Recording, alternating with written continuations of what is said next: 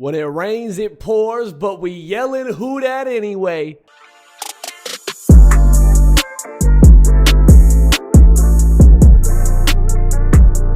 Well, it looks like Derek Carr will be missing at least a few weeks due to that oblique injury that he suffered against the Kansas City Chiefs on Monday night. And what really sucks is it wasn't even him getting hit. It was him avoiding the hit.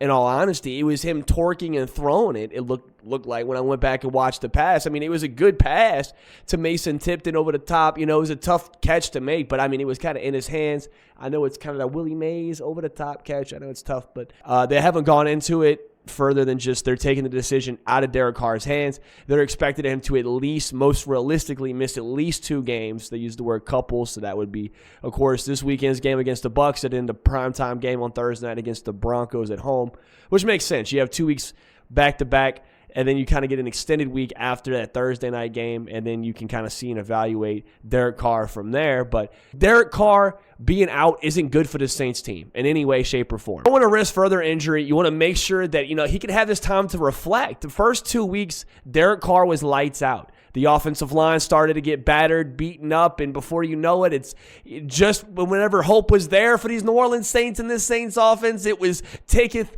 away. And a lot of it was due to injury. And we're looking at Taysom Hill that's banged up, so he can't. I don't think he could realistically come in to replace Derek Carr. I know he had the chest injury. He was out last week. I think plenty are expecting him to play this week against the Buccaneers. I guess you could try him. You could put him at that quarterback spot. I see a lot of people advocating for it, but we've seen him in that role before. And all love to Jake Haener, and I honestly would love to see a hunger from the kid. I think he works his ass off. Plenty of reports came out through the offseason that he spent like a full year with John Gruden training, and I respect the work ethic, right? But unfortunately, that only goes so far. He came in for Derek Carr whenever he went down on Monday night. And once again, it's a tough defense you're going up against in Kansas City. But what was he, 2 for 7? I know there's some drops, but I mean, how much faith, are we being honest in terms of a ceiling, do we have in Jake Haener? Because that's the question. Do we need to have somebody come in and hold down the fort and we can trust high floor, low ceiling? Or are we trying to see what we have for beyond just this season? And yeah, you could put Jake Haener in that situation to see and what you could do to build around him in the future if he could be the answer and hope the defense can carry you for a few more games until Derek Carr is healthy. But Jake Haener, I don't think he had a high ceiling coming into it. I think he was a quality backup. I think that's where the expectation level is with him now. I'm not inside the Saints building, but I think that's what my expectation is level. My expectation level is with Jake Haener now. If we're being honest, this offensive line, they're going to have to find a run game, or they're going to have to hope that Spencer Rattler, whoever can come in, is going to be able to make plays on their feet when they essentially are going to inevitably have to exit the pocket at least a few times a game, right off the snap, as we saw. I mean, this offensive line's awful. This Saints offensive line's awful. A lot of it's due to injury.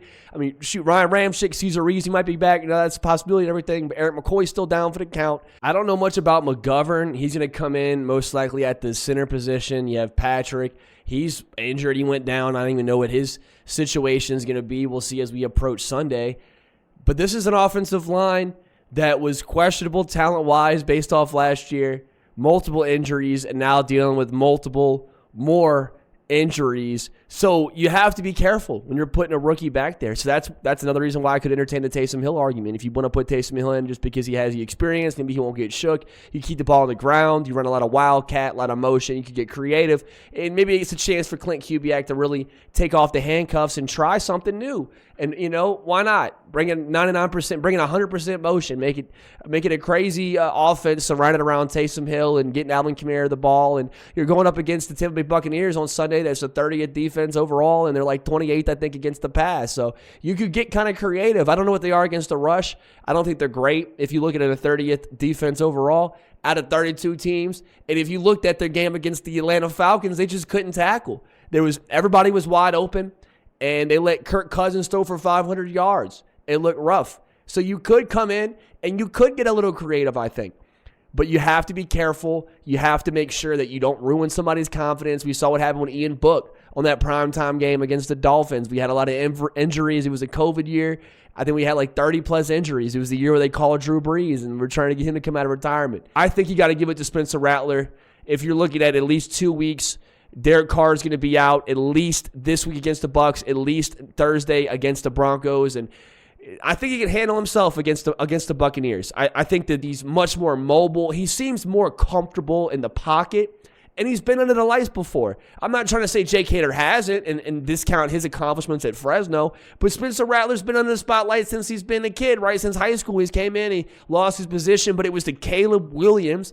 He goes to South Carolina, and guess what Spencer Rattler's experience level is? People talk about Jake Hader dealing with a bad offensive line at Fresno. How about my man Spencer Rattler? So I think if you're looking at who's going to come in and facilitate and do the most with the least, and you're looking at upside and most return on investment beyond just this year, but also see what you got for beyond the rest of the years, even if it's just to shut the fans up. Derek Carr throws a pick when he comes back. No one's going to be like, start Rattler, because we saw him, you know? It's a tough situation for the Saints. It's given the injuries coming in, it's already losing your QB1, looking at a 2-3 record. But I think Spencer Rattler gives you the best security blanket. And though I'd like to see Jake Hader's hunger, like he's been working his ass off, doing his thing with John Gruden, right, the last year, and, you know, doing other things off behind the scenes, and I respect the grind, the hustle. I understand that, but work ethic, unfortunately, only goes so far. And I'd love to see what he does with the hunger, the doubt. He's got a chip on his shoulder, so I do kind of want to see Jake Hader and what he's got, but you got to sell tickets, damn it. If you want to keep asses in seats these next few weeks with Derek Carr being on the shelf along with the rest of these offensive struggles and injuries, you got to put Spencer Rattler, and you got to see what you got in him. But you guys, let me know in the comments, who do you think the Saints should start? Do you think it should be Jake from State Farm, or is it Spencer Rattler time in New Orleans? I'd love to hear your opinion. I appreciate y'all. Check out the link if you hadn't already, www.thegaminggrunt.me. Daily content over on Facebook. Check out all the socials. I love y'all. Stay safe. Be kind to one another. And as always, who dat? We dat. We got a lot of injuries, baby. Pull up the ambulance. We got to keep them coming. Keep lining up the ambulances. But, baby, next man up. I believe in this safe defense, offense. The whole package, we gon' shake back. Believe that.